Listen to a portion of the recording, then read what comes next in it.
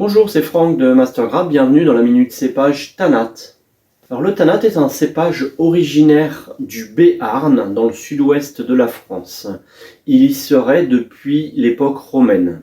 Son nom en Languedoc vient du mot tana, tané, tan, qui pourrait venir de plusieurs hypothèses. La couleur très prononcée, noire bleutée de ses baies de raisin, mais aussi l'apparence basanée de son feuillage. Et aussi, bien sûr, de sa richesse en tanin. C'est un cépage vigoureux, tardif et productif qui se plaît sur des sols de grave et de sable, des sols bien drainés, plutôt en coteaux. Il produit des grosses grappes mais avec des raisins petits voire moyens, très noirs bleutés, une couleur très intense avec une peau relativement épaisse. Il produit donc des vins tanniques, charpentés, robustes, très astringents, avec aussi toujours une acidité très présente. Pour l'appellation Madiran, l'éraflage est obligatoire. En effet, on n'a pas besoin de rapporter d'autres tanins, surtout des tanins herbacés ou végétaux.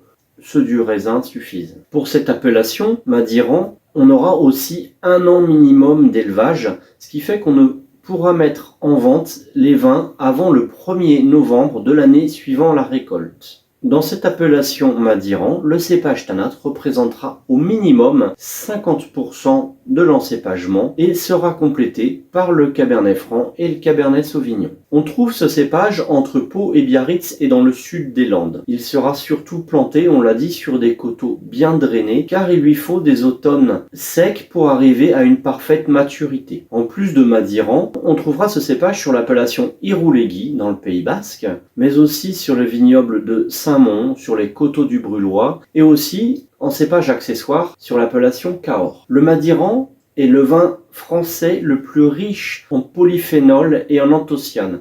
Il aura donc cette couleur très prononcée, cette richesse en tanin, ce qui lui confère donc des vertus comme son caractère antioxydant et une bonne protection cardiovasculaire. Mais attention, pas d'abus. Il nous donnera des vins aux notes de mûre, de cassis, de framboise, mais aussi des notes d'épices douces comme le poivre, de la cannelle. Et avec l'évolution et l'élevage, on aura des notes comme des notes de tabac qui peuvent apparaître. Ce cépage rustique, il aura fallu l'apprivoiser et c'est Alain Brumont, vigneron du château Montus, qui l'aura mis en avant. En effet, avec sa cuvée Montus Prestige, ce vin est 100% cépage Tanat avec un élevage d'1 an en barrique de chêne. Ce vin a tout de suite été très apprécié dès sa création. Il aura notamment été surnommé par les amateurs de vin le Pétrus de Madiran. Depuis, il a été bien sûr suivi par bon nombre d'autres très bons vignerons. On retrouve aussi ce cépage, le Tanat, dans d'autres régions du monde comme le sud de la Hongrie, mais aussi en Italie, notamment dans les Pouilles et en Sicile. On le trouve aussi en Californie, dans l'Oregon. Mais c'est le cépage d'un tout petit pays où on le retrouve plus présent qu'en France. C'est le cépage national de l'Uruguay. On le retrouve aussi dans d'autres pays d'Amérique latine et un peu partout dans le monde. Des vignerons s'y essaient. Alors je vous souhaite de belles découvertes avec ce cépage Tanat.